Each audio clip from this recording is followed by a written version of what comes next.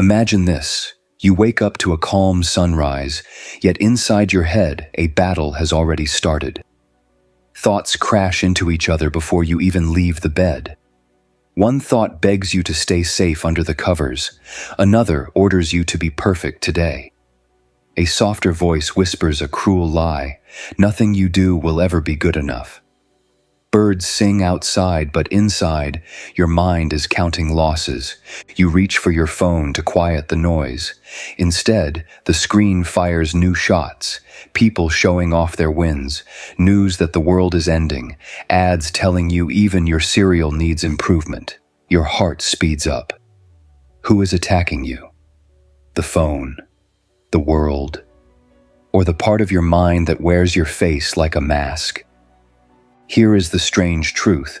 Your mind is both the general and the battlefield. You cannot leave it, yet you cannot fully trust its orders.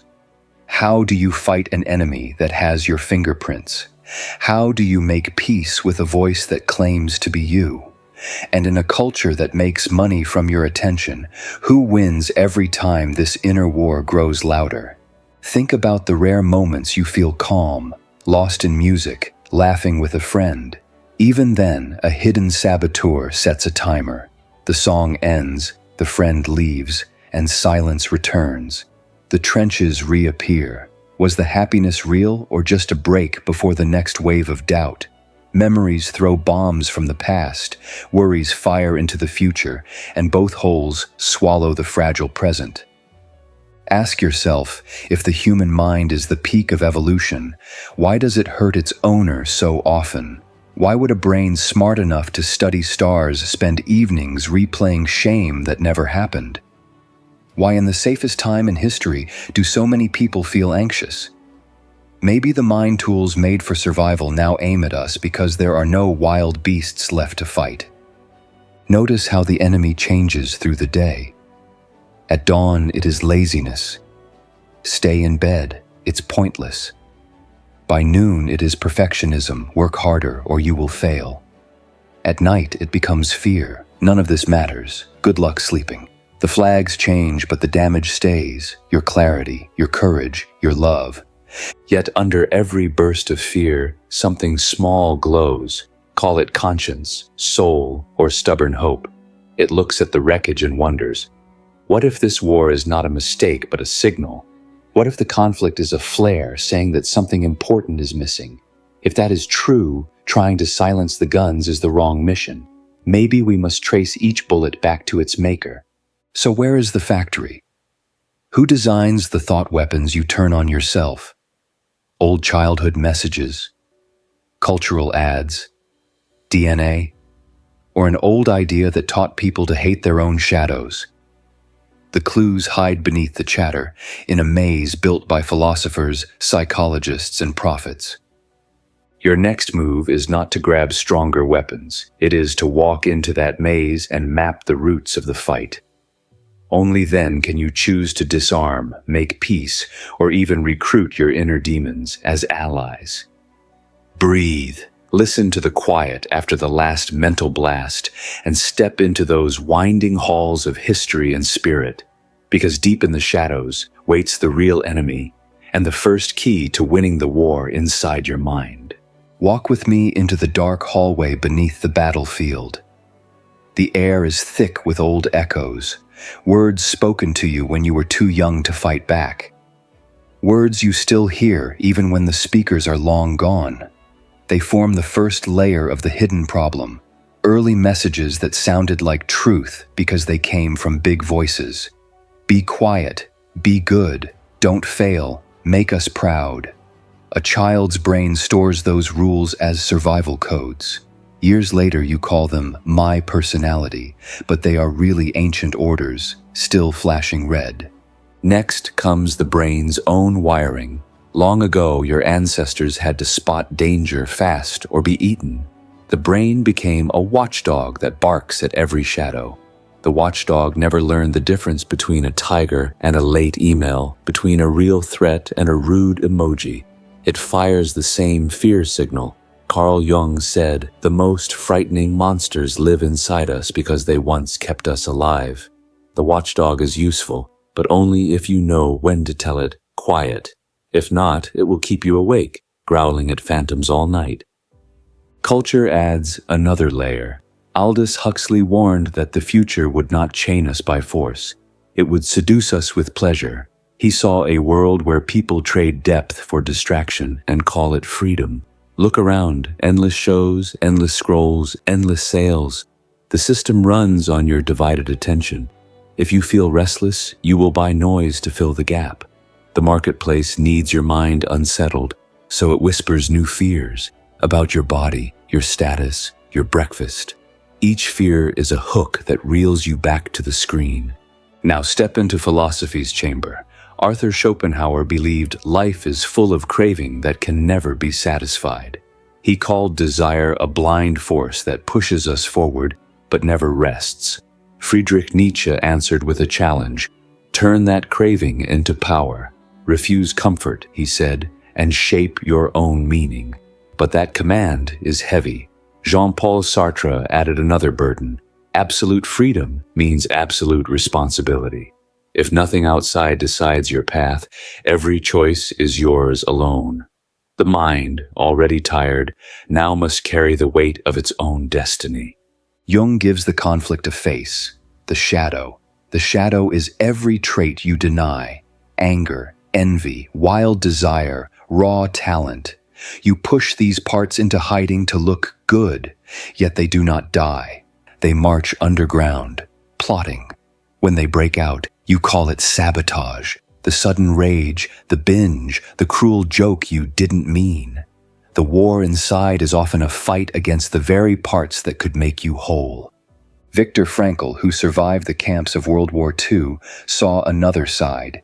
He noticed that when people lost all outer control, they still had an inner choice to give events meaning. A prisoner who could name a why could survive almost any how. Frankl's insight shows the way out, yet it also shows the trap. If you fail to find meaning, the mind sinks fast. The modern world offers many hows, money, likes, speed, but few whys. Without a solid reason to stand tall, the inner war gains ground. Neurology offers hard proof. Brain scans show that worry lights up the same threat circuits as physical danger. Dopamine, the chemical of desire, spikes faster for seeking than for finding. Advertisers know this and design apps as slot machines. Each swipe is a pull of the lever. Maybe joy, maybe junk. The mind, wired for survival, becomes a gambler in its own casino. Add them together: childhood codes, watchdog brain, consumer culture, heavy freedom, lurking shadow, and the war inside no longer looks like a personal flaw. It looks like a perfect storm built over centuries. You are the battlefield only because every human carries the same equipment. The problem is hidden because each layer masks the one below it. Society treats the symptoms, sell calm pills, teach breathing apps while ignoring the roots. Fear of not belonging, fear of meaninglessness, fear of the unmapped self. Pause here. Listen. Do you feel the pressure rising? That is the maze tightening around you. Yet inside the squeeze is a secret promise. If the war was built, it can be taken apart. The same voices that wound can become guides. The watchdog can guard for you, not against you. Culture can be hacked. Philosophy can be weaponized for courage, and the shadow can become an ally with teeth. But first, you must see the hidden cost of staying blind. What happens to a life ruled by unspoken orders, endless craving, and borrowed fears? What happens to a society where every citizen is at war with themselves? The answers are darker than you think. They wait in the next tunnel, where consequences walk like ghosts through cities, families, and silent bedrooms. Take one last breath before we enter. The shells have not stopped falling. They have only grown quieter, blending with the pulse of daily routine. In the next section, the smoke will clear just enough to show the damage already done. Only then can we plan a true rebellion. Step forward. The unseen cost is about to reveal itself. You step farther into the tunnel, and a cold draft hits your face. It carries the smell of things that have burned for years without anyone seeing the flame. These are the quiet costs of the war inside your mind. They show up first in the small corners of your day and then crawl outward until they fill whole rooms. Look closely. The damage is hiding in plain sight. When every thought feels like a bullet, safety becomes your main goal. You choose the least risky path at work. Stick to the same food. Scroll the same sites. Life turns into a hallway that gets narrower each year. You tell yourself you are playing it smart, but deep down you know the truth. Fear is designing your map. How many adventures die before they leave the doorway because the inner watchdog growls too risky? How many ideas stay locked inside because the shadow whispers too strange? Each lost chance is a piece of land you never get back. Fighting yourself is tiring. The brain uses real fuel, glucose and oxygen, every time you wrestle with worry, doubt, or guilt. Imagine a phone with dozens of hidden apps running in the background. The battery drains even when the screen is dark. That is why you feel worn out after a day of doing nothing. The unseen battle has eaten your strength. By night, you are too empty for joy, too numb for deep sleep, so the next day begins with even less charge. This loop is how burnout grows in silence. Fear of rejection builds armor around the heart. You share only safe stories, laugh at jokes you do not like, agree to plans you hate. Friends sense a curtain but cannot name it. Partners hug a body whose mind is miles away. One study shows most people talk for almost 11 minutes before saying something honest. Why? Because the inner critic stands at the gate, scanning every word for danger. The price is heavy. Shallow bonds that break under stress. Love needs naked truth to breathe, but truth cannot pass when the guard never sleeps. Zoom out. Picture millions of people fighting private wars. They wake up tired, buy coffee for a quick fix, shop online for a tiny hit of dopamine, then binge shows to escape the noise. An economy grows on top of their exhaustion. Algorithms learn their triggers, send ads at the perfect moment of weakness, and harvest clicks like crops. Political groups do the same, push fear, promise safety, collect votes. A culture meant to serve humans now feeds on their unease. The louder the inner gunfire, the richer the marketplace. Scientists name the mind's shortcuts biases. Confirmation bias makes you notice facts that fit your fear and ignore those that challenge it. Negativity bias glues bad news to memory while good news slips away. Hedonic adaptation means new pleasures fade fast, so you chase bigger hits. These biases once kept cave dwellers alert, but in a world of endless information, they become traps. News sites flash worst-case headlines because your brain clicks them. Social media shows extreme views because outrage holds your eyes. The biases drive the machine, and the machine drives the biases, a closed loop of alarm. Modern life brags about freedom, thousands of songs, dates, jobs. Yet too many options freeze the mind. Psychologists call it decision paralysis. Every pick feels final. Every path you skip becomes a ghost that haunts you. The inner critic turns simple buys like cereal into moral tests. What if another brand is healthier, cheaper, better for the planet? Hours vanish in tiny wars that leave you drained and late for things that matter. Choice stops being a gift and becomes another front line. A mind in constant defense has no room for play. Daydreaming, art, wild ideas, they all require open space. When fear fills that space, imagination withers. The same happens to compassion. Empathy uses the same neural circuits as threat detection. If those circuits are always on red alert, they cannot switch to care. That is why you scroll past pain online with a tired thumb. Not because you lack heart, but because the heart is overwhelmed. Add the losses, missed chances, weak bonds, burned energy, money spent on numbness, creativity lost, empathy dulled, then multiply by millions of minds. This is the real national debt. Trillions of unseen moments where humans could have built wonders, but instead fought shadows.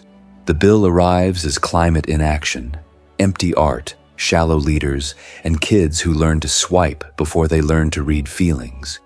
Now, feel the urgency. Each day the trenches dig deeper. Habits harden brain pathways like rivers carving rock. The longer the inner war lasts, the harder peace becomes. But do not look away. Looking away is how the war keeps winning. Instead, let the full weight land. Let the cost shock you awake, because the next step is not despair, it is rebellion. Listen. Under the rubble you still hear a low drum, the will to break free. History holds stories of people who turned inward battles into bright revolutions. Artists, monks, survivors, scientists. Their secret was not more weapons but a new way to see. Are you ready to learn that way? Take a steady breath. The tunnel ahead bends upward toward fresh air. In the next section, we will gather the tools, old and new, to turn fear into fuel and silence into strength. The marching orders of the rebellion wait there, just a few steps beyond this darkness. Prepare to climb. The briefing begins now. You climb the broken stairs of the tunnel and feel cold air change to a sharp wind. It smells like rain and iron, weather fit for rebels, not prisoners. The sky above looks huge, a dark sheet waiting for lightning. This is your first lesson. The world outside the mind war is not soft. It is alive, electric, and it favors the brave. Stand still and listen. Every voice in your head suddenly claims to be you, but that cannot be true. They argue, they interrupt, they lie at times.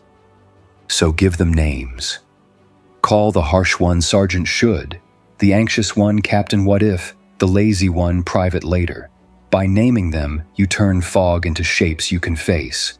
Carl Jung called this objectifying the complex. In simple words, pull the masks off the actors in your brain play. Now ask, which voice speaks truth? Often none of them, they are old recordings.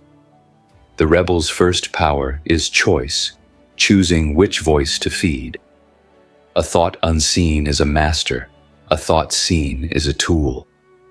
The shadow holds the parts you hide, anger, hunger, raw talent, weird dreams.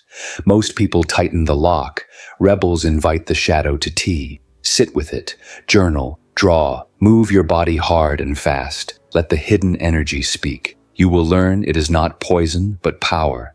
Nietzsche trained that power into art. Maya Angelou poured her shadow into poems. They showed a secret. The feelings you fear can build bridges no polished smile ever could. Practical move. Write a shadow letter. Start with, I am tired of pretending, and finish the sentence 10 times. Burn the paper or keep it, but do not let the words hide again. Your brain's alarm system is old tech.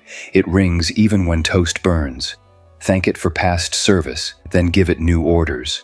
Try box breathing. In 4 counts, hold 4, out 4, hold 4. Navy divers use it underwater. Monks use it under silence. The message is the same. We are safe. Stand down. Next, schedule a worry window. 15 minutes each evening, you may worry on purpose. Write every fear, pace, mutter. When time ends, close the notebook. The watchdog loves clear rules. By containing worry, you shrink its territory. Remember Huxley's warning, pleasure can chain you. Look at your daily feed, news, apps, snacks. Which ones numb you? Choose a single numbing habit and cut it for 7 days. Replace doom scrolling with a fast walk. Replace late-night sugar with herbal tea. The goal is not moral purity. It is to feel cravings without obeying them, like training a muscle. Add fasting moments to keep the edge sharp. 1 hour phone-free in the morning, 1 meal eaten in silence, 1 day each month without buying anything. The marketplace loses power when you stop biting every hook. Ancient Spartans slept on reeds to toughen will. Modern scientists find similar power in cold showers. Hill sprints, writing the hard email first. Voluntary hardship teaches the brain that discomfort is not death.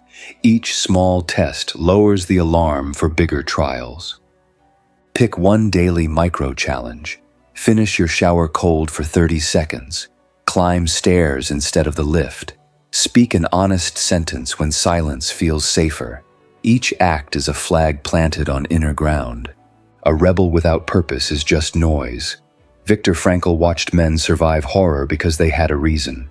A child to see again, a book to finish, a faith to prove true. Your North Star can be small. Protect your family. Build a garden. Write a song no one else can write. Tape the words on your wall.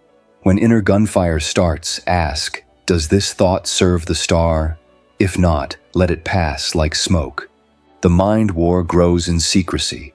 Break secrecy. Share your mission with one honest friend or join a group that trains the same muscle. Martial arts, writer's circle, recovery meeting. Sartre said, hell is other people, but he also knew freedom needs witnesses. A tribe reflects your growth back to you and calls out your blind spots faster than any mirror. Counterintuitive rule. Move toward the fear that points to growth, away from the fear that points to harm. How to tell? Growth fear feels like stage lights before a speech, shaky but alive. Harm fear feels like ice water, full shutdown. Ask your body, it knows. Rebels treat growth fear as a signpost, this way to expansion. Morning pages, nightly gratitude, Sunday planning. Ritual is order you choose, not order forced on you. It calms the watchdog and clears space for creativity. Keep the ritual simple. Same chair, same notebook, same music. Nietzsche walked long trails daily to think. Huxley wrote standing at a tall desk. Your ritual is a small kingdom where you are king, not captive. The old brain records failure louder than victory. Hack that bias. When you keep the phone off for 1 hour, mark a tally. When you finish the cold shower, smile wide on purpose. Dopamine follows celebration. Over weeks, the mind links challenge with pleasure instead of danger. Picture a day 6 months from now. You wake up, the watchdog growls but obeys a breath command. Sergeant Should tries to shame you, but you nod and focus on your North Star. Cold water shocks your skin, energy floods. A message pops on your screen, bad news, clickbait fear, but you remember the machine is hungry. You feed it nothing. At work, you speak a shadow truth in the meeting. The idea lands and sparks fresh plans. On the walk home, rain starts, and you laugh because discomfort has become a familiar coach, not an enemy. Night falls. You write 3 lines of gratitude, close the day with a clear mind, and drift into deep sleep. Outside, the larger world still roars. But inside, the guns are quiet. This is not fantasy. It is physics of the mind. Neurons rewire. Habits set, fear learns new rules. The rebellion is a daily vote cast in tiny acts. Cast enough votes and the war map redraws itself. Are you ready to pick up your flag? The final section will reveal the deepest truth, the insight that turns every battle into fuel for a life you once thought impossible. Rest now, sharpen your resolve, and meet me at dawn for the last revelation. A gray dawn spreads across the sky as you step onto an empty hill. The wind is cold, yet the air feels clear, like the world is washed and waiting. You carried your flag up here, ready to fight again, but something strange happens. The battlefield is gone. No gunfire in your head, no marching orders from anxious voices, only silence, deep as a lake at night. You stand still and ask the question that matters most. Where did the war go? Listen closely. A thought rises. Maybe peace means the enemy is hiding. Another thought answers, maybe you finally won.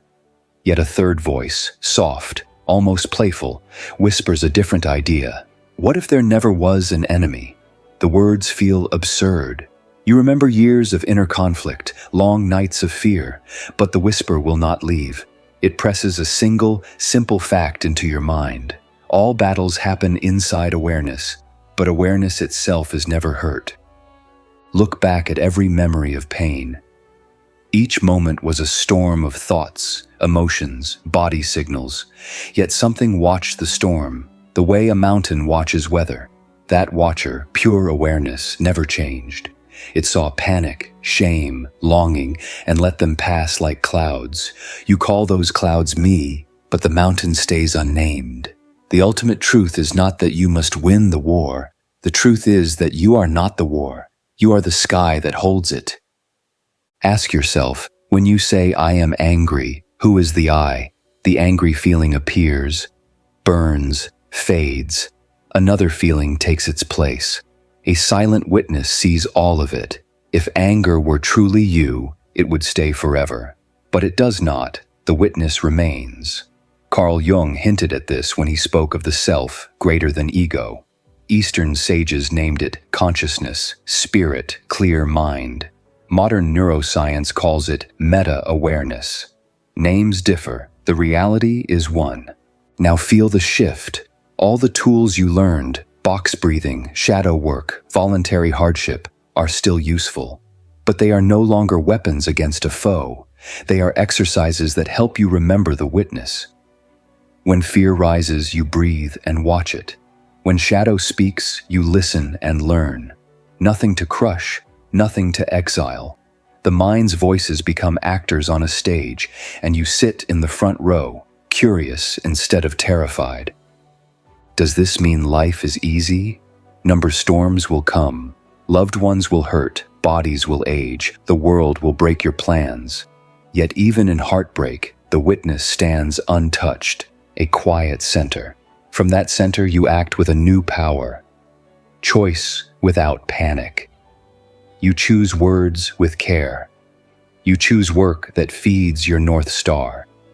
You choose to face pain instead of running, because pain cannot damage the sky. Here lies the paradox that ends the war. The moment you stop fighting your thoughts, their grip weakens. Resistance fed them. Acceptance starves them. Viktor Frankl saw this in the camps. People who found meaning in suffering held a spark no guard could steal.